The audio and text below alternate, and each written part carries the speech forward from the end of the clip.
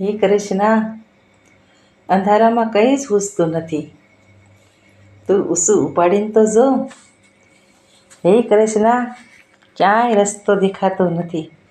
તું નજર કરી તો જો. હે કૃષ્ણ, હું પડી જઈશ.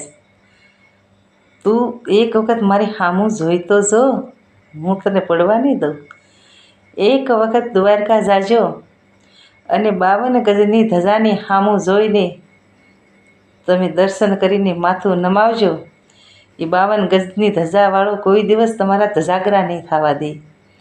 અને તમે કૃષ્ણના શરણોમાં નમજો. તમે એક વખત એની આગળ માથું એના શરણોમાં નમાવજો, તમારે કોઈની આગળ માથું ઝુકાવવા નહીં દે.